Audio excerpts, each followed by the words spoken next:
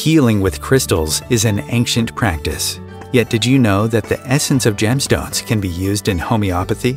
Spiritual awakening, self-awareness, and intuition are some of the gifts that gemstone remedies can bring to your life. Homeopath, teacher, and author Giovanna will show you a different perspective on the healing properties of these magical gemstones. Join us in Gemstones and Crystals in Homeopathy and discover the power of gemstone remedies. Hi, welcome to Gemstones and Crystals in Homeopathy. I'm your host, Giovanna Franklin.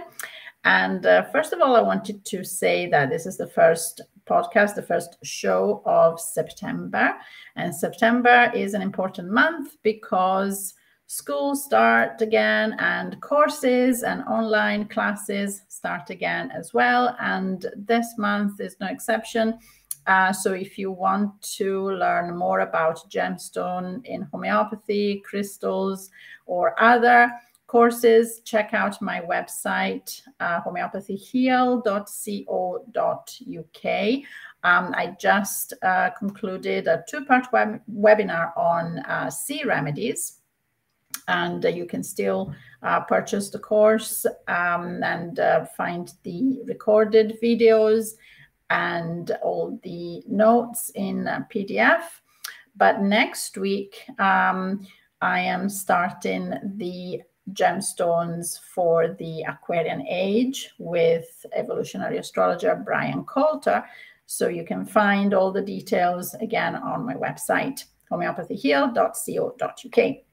Okay, so today I'm going to talk about the results of mica proving. If you remember, if you watched the past show where I was talking about my holiday on Skye, the Scottish Isle of Skye, where I found some really interesting crystals, and I decided to prove one of them. And one of them was mica, which is this fellow here. Don't know if you can see the shimmer and how it sparkles. It's really, really beautiful. It really caught my eye. I found it on the beach. And I decided to do a homeopathic proving. So once again, for those who have missed the past episode or are not familiar with what a proving is a test, is testing a new homeopathic remedy. And I usually say it's like testing when you're working for a pharmaceutical company and you have a new drug that you want to test, and you do your test on people and you choose a group of people. It's not exactly like that, actually, I realized, because when you're working for a pharmaceutical company, you have a new drug, you already know what that drug is supposed to do, and you're going to test whether it's effective in doing what it is supposed to do and safe enough that you can put it on the market. So if you have, for example, a new drug for headaches and migraines, you want to test on a group of people to see how effective it is, whether that drug can actually work in alleviating the headaches and migraines for people, and you want to see if there are any side effects and so on. So you have an idea, you know where you're going with that particular drug. Whereas in homeopathy, you are completely blind. So when I announce a proving on my social media and I look for volunteers, very often I get the question back, so what is this remedy going to do? And my answer is always, well, I don't know. And that's why we're doing this, because I have absolutely no idea. So my personal fear whenever I do a proving for a new remedy is that it's going to be a complete dud and nothing is going to come out of it and nobody is going to have anything to say, and there is no effect, and it was a complete waste of time. So that's not happened yet. So that's good, but you never know. So it's really it's an adventure. That's what I call an adventure. That's the most adventurous thing that I will do. I know that it's always going to be safe because homeopathic remedies are inherently safe. And so there is no danger in that. The greatest fear, like I say, is that there's not going to be anything exciting about that particular remedy.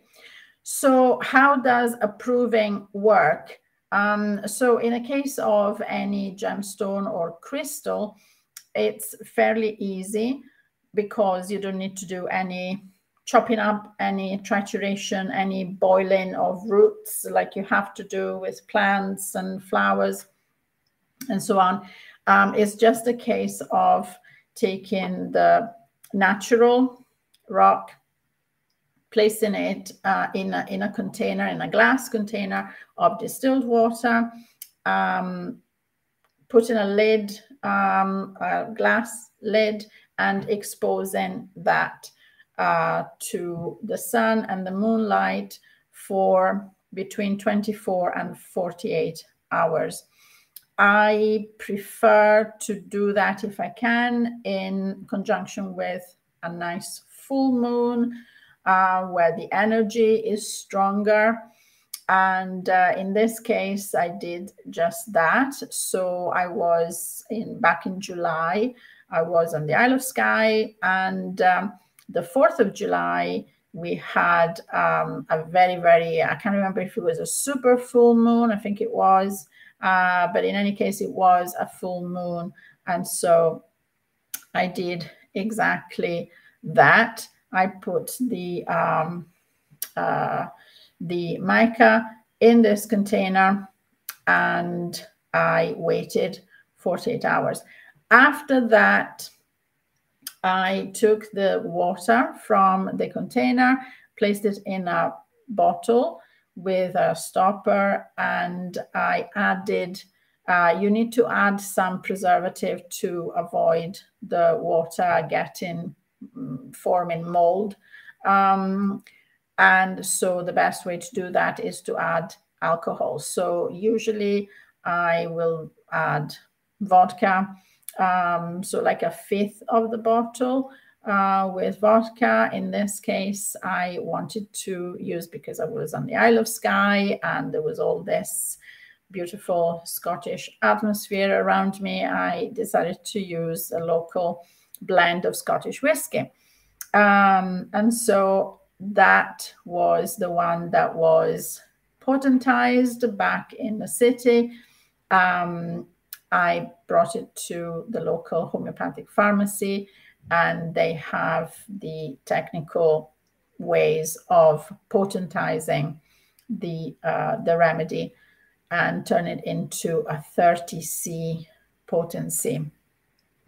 So when you have the liquid, the bottle, you have an elixir. You have a water elixir or crystal essence, you can call it, which is not potentized. And it doesn't mean that it's not going to have any effect if you take it. It is going to have some effect. And even before the proving, because I couldn't wait for the official proving, I wanted to try some of it. And I tried a few drops every day. And the effect that I had was quite, it was quite noticeable. It was not exactly pleasant. It was very much on the emotional level. It made me very tired, very apathetic. I lost energy. I was a little bit not irritable exactly, just very indifferent and kind of grumpy, which had no reason, no objective reason to happen. We were still on holiday. We were having fun. It was really beautiful, but I suddenly started to feel really, really down, a sense of oppression. And I started to have a physical feeling of oppression on my chest, actually.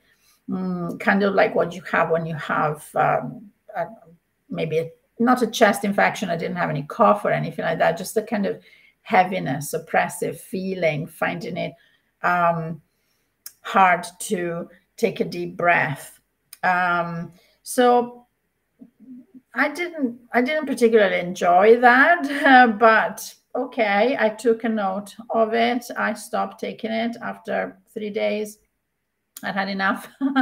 and then I took that to the pharmacy. Now, for those who don't know what potencies are and what it means, when you have a potency in homeopathy, so basically, just to show you, this is what I did. So I took this, I put it in water, and I turned that into this, which is the final product, the final remedy with the pellets. Okay, so what the numbers, when you notice on the bottle, so if you can see, it's actually very small, but it says mica immersion, and it says, there's a number, it says 30, and then the letter C.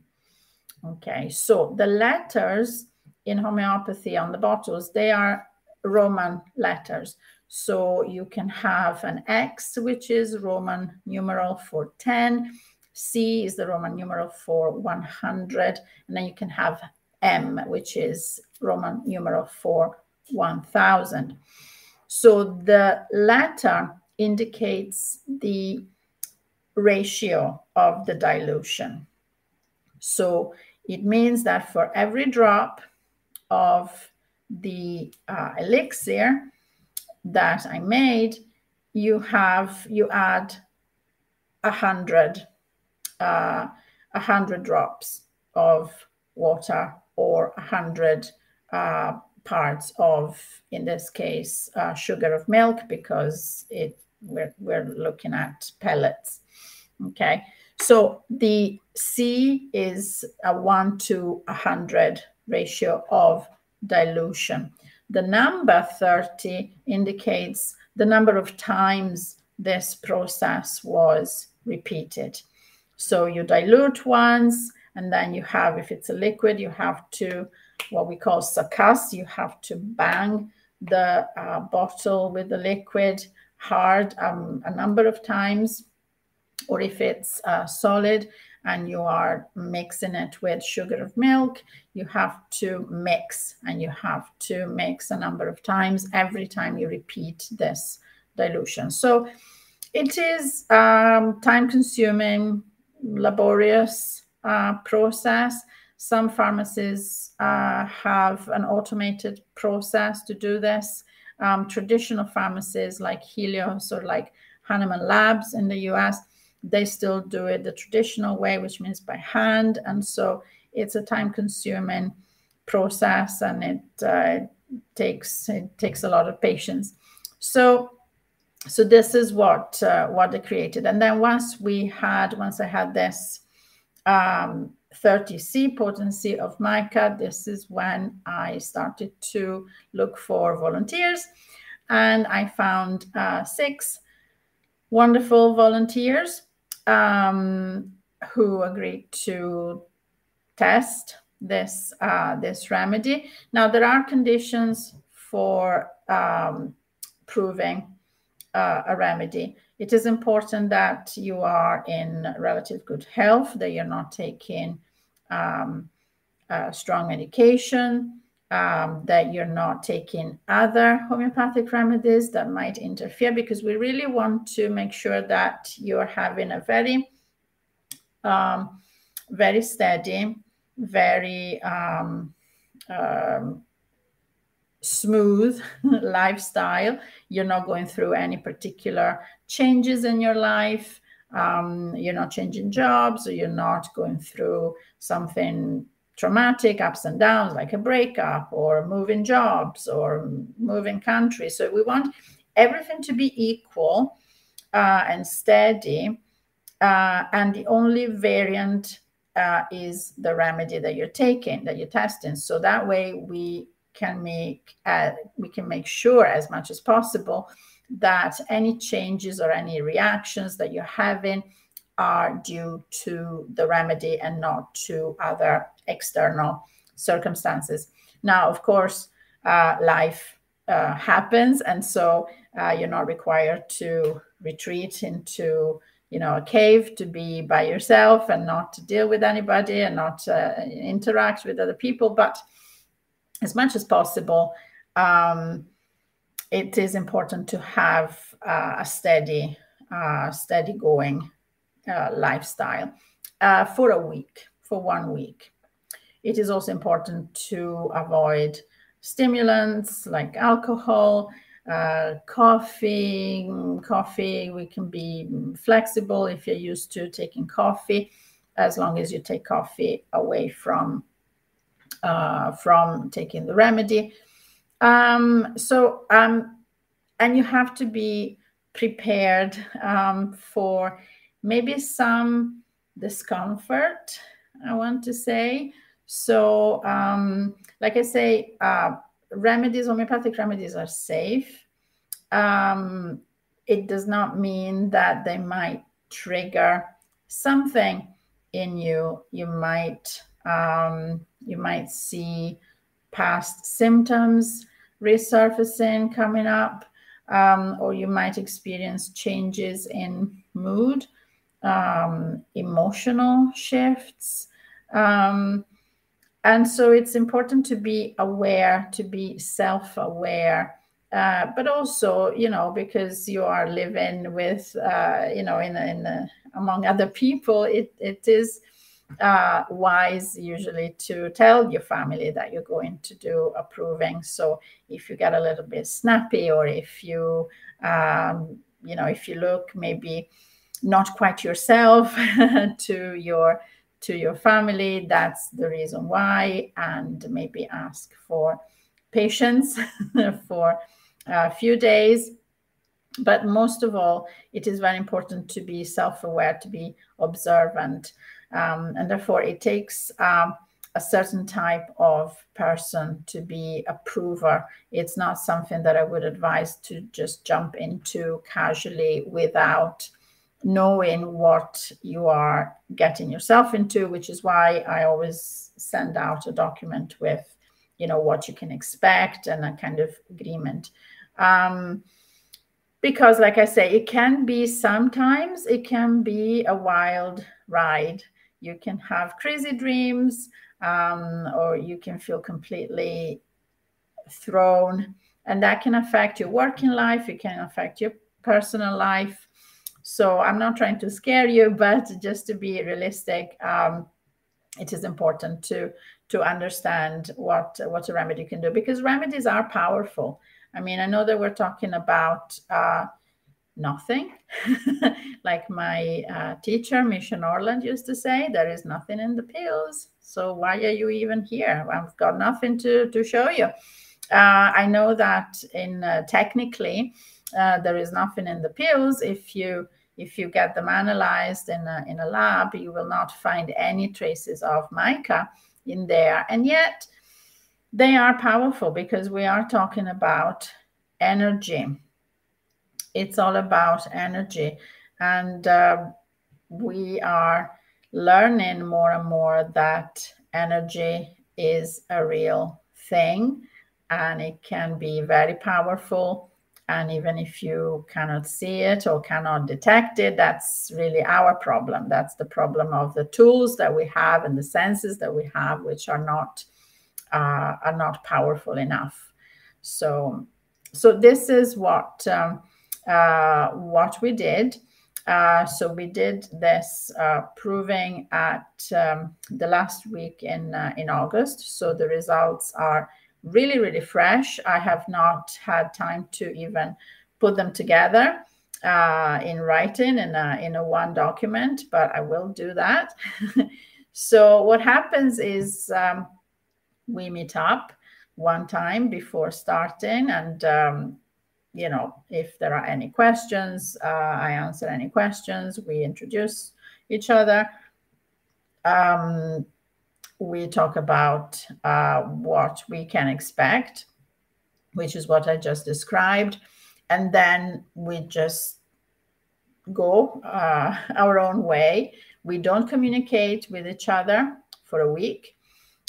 We take the remedy daily, and we each individual prover writes down journals for the whole week and writes down the details of when the remedy was taken, morning or afternoon, how many times. I do leave the freedom to each prover, to every prover, to take the remedy as often as they feel like, because sometimes provers are very intuitive and they can be intuitively drawn to take more of the remedy. And sometimes it's the opposite. Sometimes they are intuitively repelled by the remedy. And that is also something to take note of and to consider.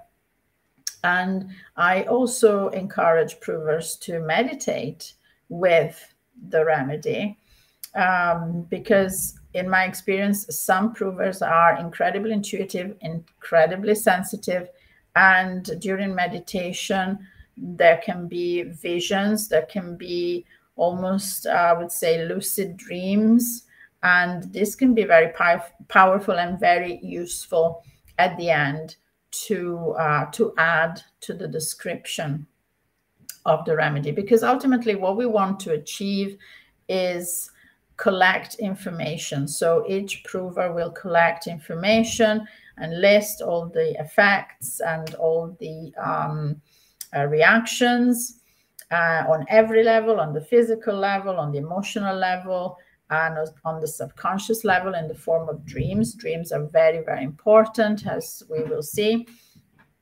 And then at the end of the week, we meet up again, and that's when we share our experiences, and we see the common theme. We see how many provers have experienced the same physical reaction, for example, or emotional reaction. And sometimes, or often actually, we see a common theme even in the dream. The themes of the dreams of all the provers are kind of the same. So we see a thread, we see a trend, and this is what will go down as the remedy description. So at the end of it all, we can say, okay, so all the provers had this experience, which means that this remedy has that experience in its remedy picture, and that will be added to the materia medica, and that remedy will be added to the list of available remedies. So this is what we were trying to do. So we can have a break now, and then in the second part of the show, I will tell you everything we experienced with Mica. Okay.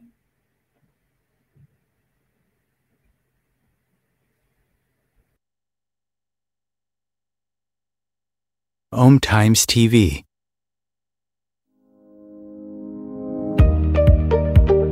In my book, Gifts from the Earth, I illustrate the healing properties of 12 gemstone remedies. You will see real case studies from my practice and dive into the wonderful world of gemstone remedies. This is a clear and practical guide on how to use gemstones in homeopathy.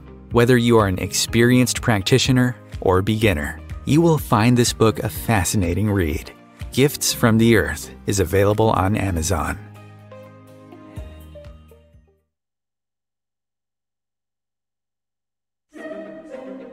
Imagine becoming a super influencer. Reinvent yourself, invest in your brand, and then manifest your success with a robust spheric approach. OMTimes Media and Broadcasting offers a unique and multifaceted way to become the spiritual and conscious influencer you deserve to be by putting your message across our powerful platform with its proven record of integrity and excellence. Through our produced shows, OMTimes offers the opportunity to become a social media TV personality, a radio show host, an OMTimes magazine columnist, and a syndicated podcaster, all in one shot.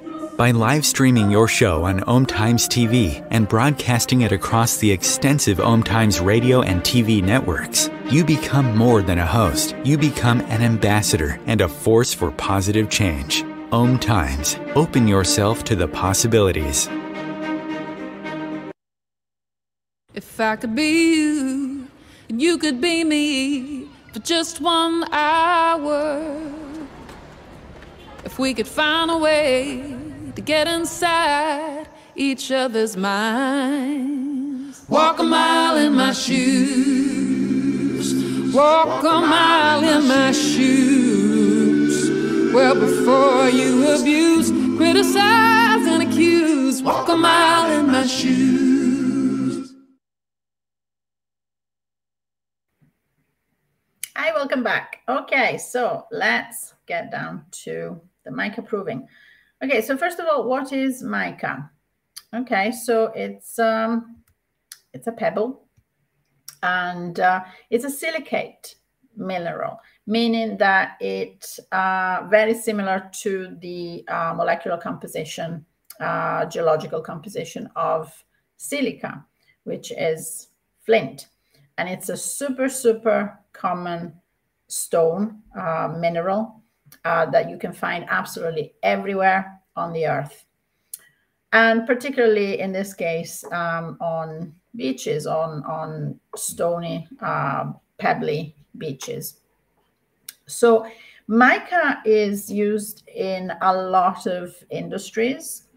It's used in electronics, in cosmetics, in construction. You find it as an ingredient in drywalls, in paints, even in food, like food icing, for example, anything that where you find glitter, like in edible glitter, something that shimmers as a decoration, that has mica in it. And the word mica actually derives from the Latin word micare, which means to shine.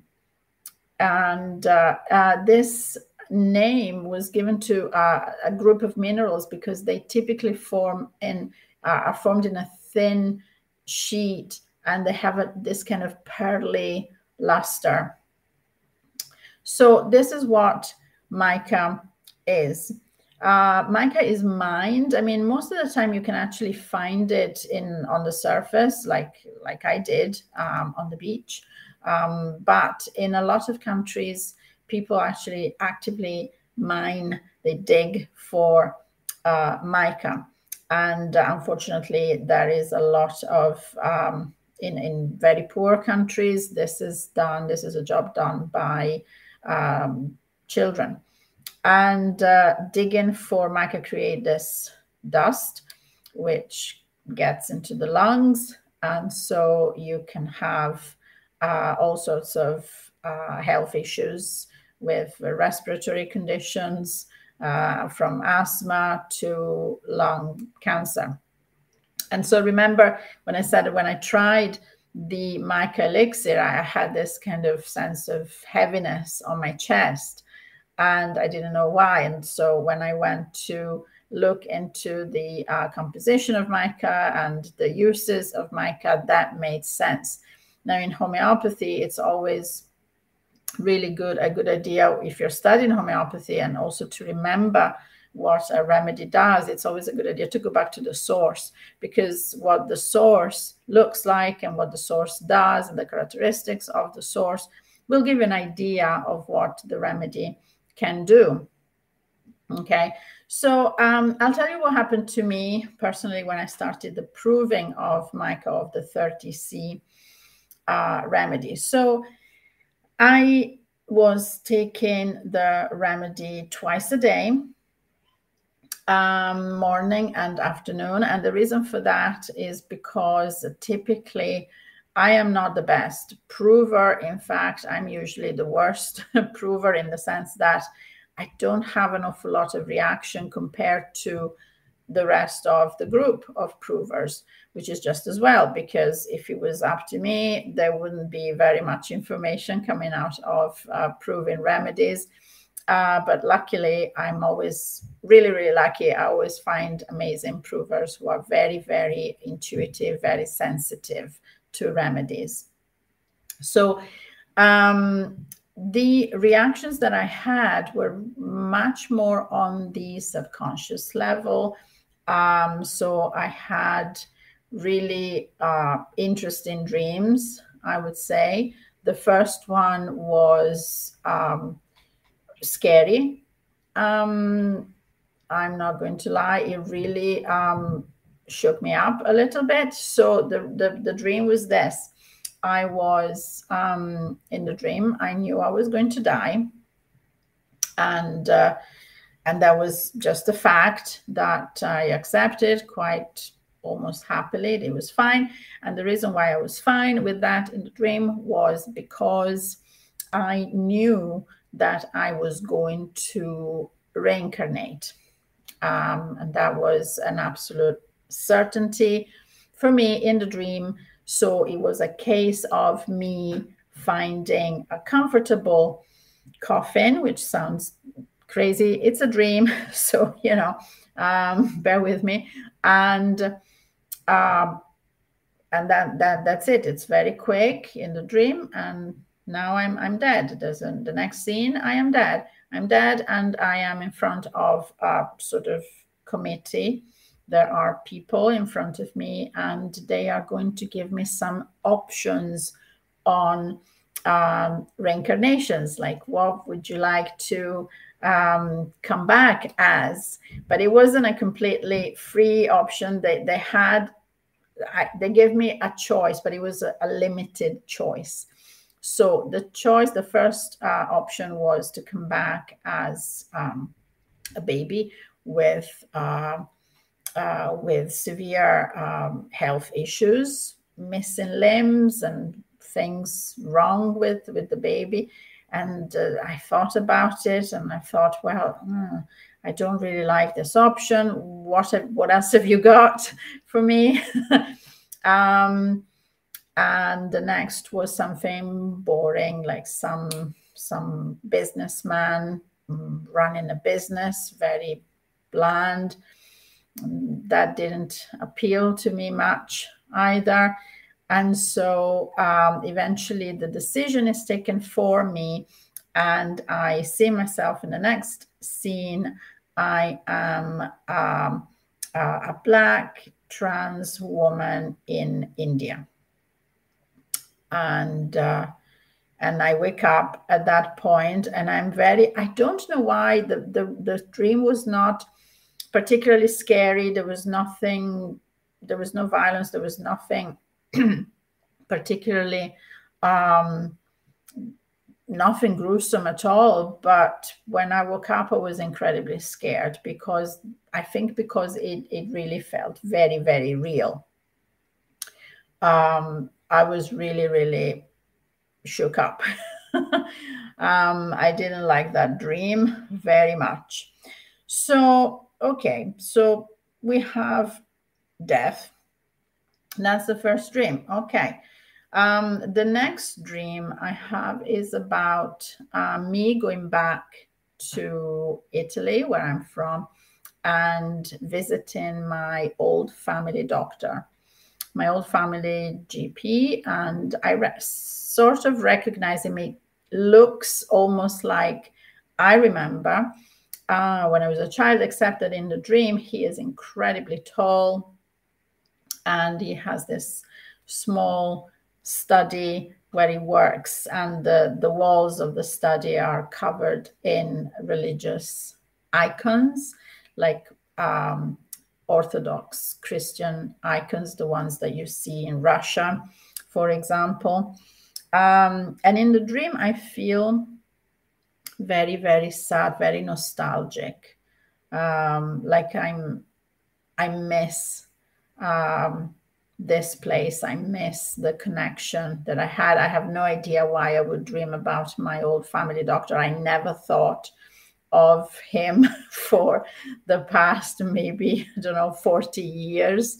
It was our family doctor. He was a nice guy, but he was not a person we would either see very often or be particularly close to. So I don't know why I was dreaming about him, but the main theme of this dream was this link with the past and the nostalgia for the past.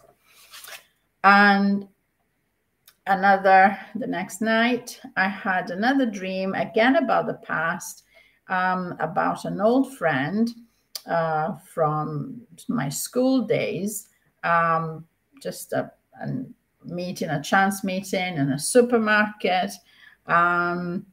She is unhappy with her mother. She's having an argument with her mother. Her mother looks very, very old. And despite the fact that she's very, very old, she is also pregnant.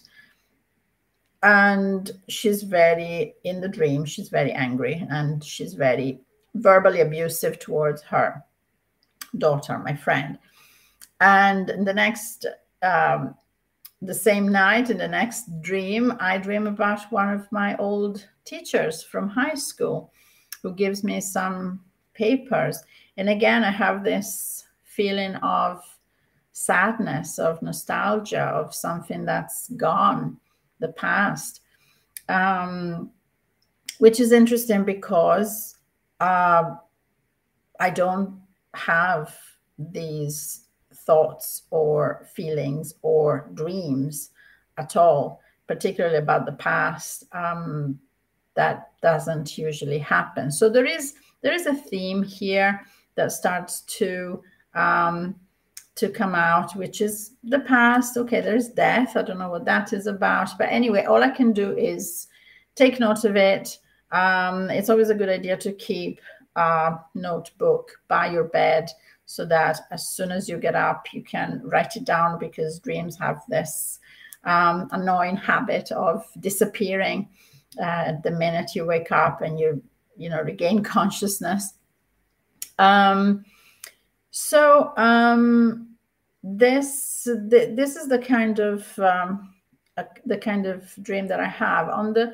On the physical level, I noticed that before the proving, I was experiencing some joint pain in my foot, in my left foot, in my toes. Sometimes quite severe. It didn't stop me from doing what I normally do, but I did notice that, when I was going to my fitness classes, it would be noticeable and it would be painful. So I would be doing all my exercises and all the, Zumba classes and dancing and jumping up and down, but I would feel the pain. While I was taking this remedy, the pain went away significantly. It went down quite a lot. So that one I noticed, and that was something that I appreciated. So that was pretty good. So that was me. When we met up with the rest of the provers, we, as I said, we shared our experiences. And the interesting thing was that one of the provers felt really, really low energy. She felt incredibly tired, but not really physically tired, like mentally tired, very sluggish. It slowed her down so much that she had to skip the last day of the proving because she really needed to get things done. She, everybody has their job to do. She needed to work, and she could not do anything while taking the remedy. So it really, really slowed her down significantly. The other thing was that a good number of provers had what we could describe as hay fever symptoms. So runny nose streaming with clear mucus, eyes itching, watery. In two of the provers, in quite severely actually, and particularly on the right side. The physical symptoms that everybody experienced were very much on the right side. So to the point that a couple of provers really had this swollen eyelid on the right side, the right eye, and not just itching, but almost pain.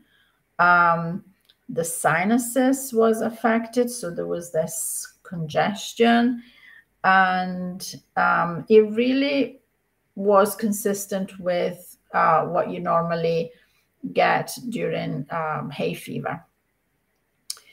And this is interesting because, like I said, mica is a silicate mineral, so it's similar to silica. If we look at silica as a homeopathic remedy, silica is quite good for nasal congestion, particularly when it's chronic, when you have sinusitis, sinus infection, and you have this congestion or streaming nose. There was also ear pain, again, the right side, the right ear in pain. Silica is a great remedy for upper respiratory symptoms, not just flu, but particularly when it's a chronic. And so ear, nose, and upper respiratory, throat sometimes. So I can see the similarity kind of makes sense. Okay. Apart from the one prover who had this experience with this drop in energy, everybody else was not affected energetically. In fact, another prover was feeling more energetic than usual, more focused, very clear focus, very relaxed, no stress, but very focused and more effective. So she could work more effectively. And when we have two strong opposites, this is where you see the polarity of the remedy. So every homeopathic remedy has a polarity. So I would say that if someone is usually a very active or perhaps even hyperactive person or anxious, this remedy might bring you down a notch. Whereas if you are already calm, or if you are perhaps a low energy person, this might make you, it might pick you up. It might make you feel more energetic. Actually, one thing that I forgot to mention with that, what I was feeling was a certain kind of not hyperactivity exactly, but what I would say jittery. I felt jittery. I couldn't sit still. I was moving.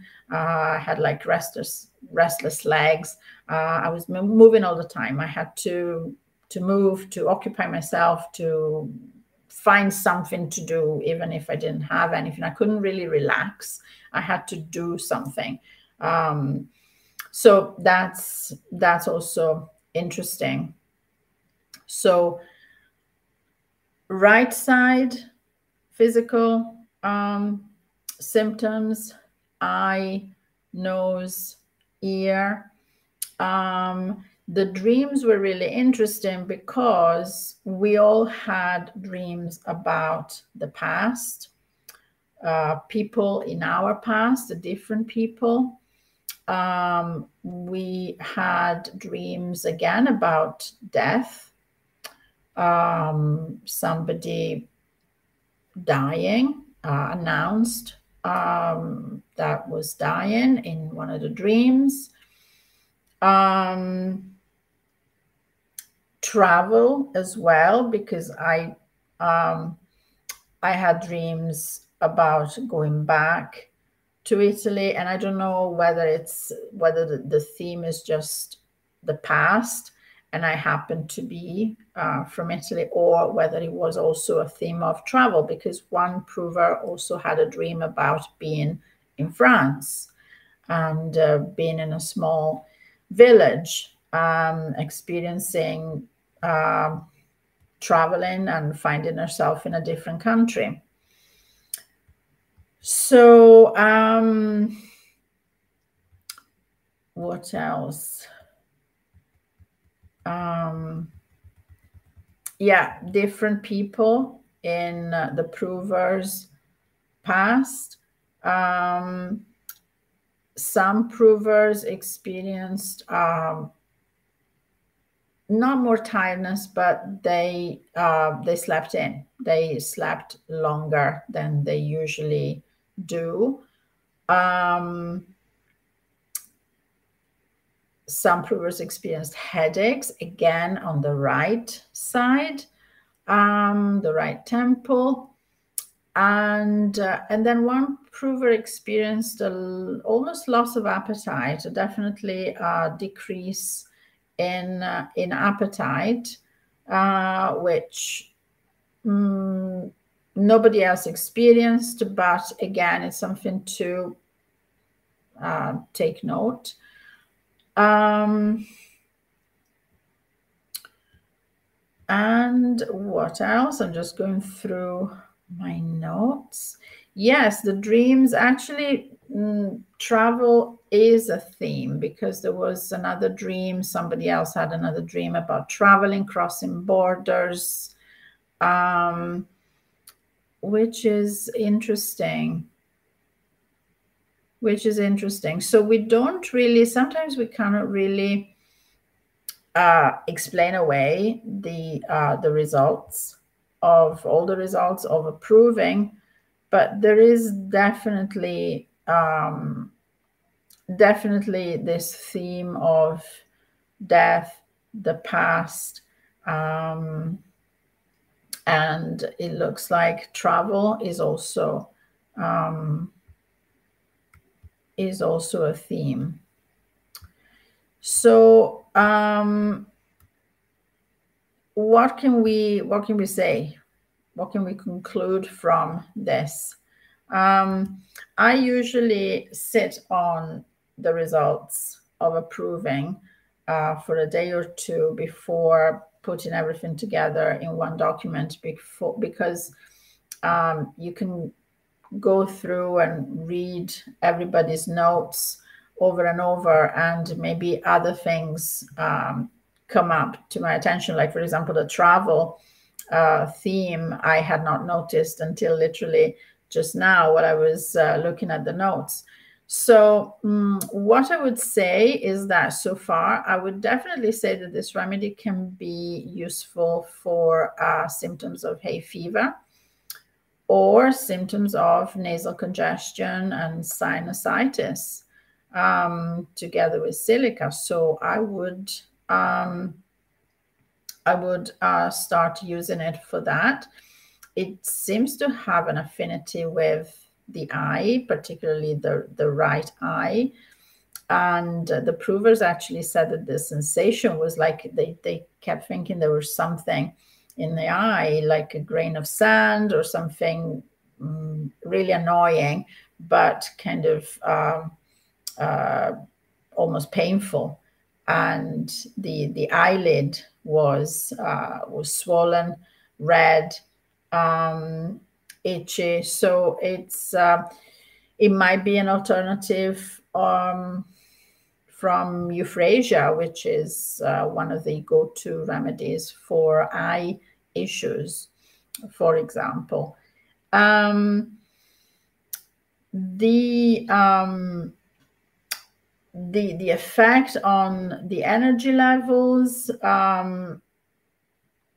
I would say it is a kind of more of a downer, rather than something that gives you more energy probably, or anyway, energy levels are a theme of this remedy. And so depending on your own makeup, it can either bring you down or it can give you more energy. And again, this is also similar to silica, because silica, the silica picture, particularly I see this in children quite a lot, is the child who has not a lot of stamina, who gets tired easily, also gets ill easily. The typical child that gets a lot of ear infections or sinusitis, and it's kind of delicate, what they would say, delicate, and respiratory issues, and they are delicate looking, pale, and they tire easily. So the energy is not what you would expect when you see a child who, usually children are supposed to be, full of energy and buzzing. So when you see somebody like that, silica is my go-to remedy. So this one is similar. So it could be a good complementary remedy to silica. And by the way, silica is an essential mineral. We have silica in our bones, in our hair, in our fingernails, in our teeth, and it's something that we need. Silica is hard, so mica as well is the same kind of property. It is hard, but it is brittle. It's not that difficult to work with because it's not that hard. And the same picture, if you know that your doctrine of signature, this characteristic of being hard but at the same time fragile and brittle is what you find in people who need a remedy like silica. They are brittle, they break easily, they can look healthy, but there is some kind of weakness, and so you're given that remedy to strengthen the immune system, to give more energy, to balance the immune system. So I think this remedy looks promising in that sense. So the next step in this case for me is to put everything together in an article, and then it will be available on my website, and everybody can enjoy it. In terms of next provings, I am hoping to do another proving as soon as possible, and the next proving will be hopefully my Scottish red jasper, which is this fellow here. It's beautiful. I've already done I made the elixir, and so it's ready to be potentized. And when I am ready to do the next proving, I will let you know, and I will ask if there are any volunteers. So if you want to volunteer for the next proving, or if you want to read about the past provings, again, everything is on my website, homeopathyheal.co.uk. There is a whole page just for gemstone remedies, or you can follow me on Facebook on Homeopathy Heals page. Okay, so that's everything for today. Thank you so much for watching and listening, and I will see you next time.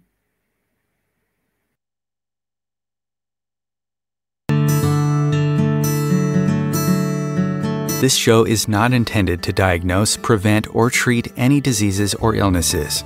The information presented within cannot substitute the advice of your physician or other trained healthcare professionals. The content of this show is for educational purposes only and is the expressed opinion of the show host and guests.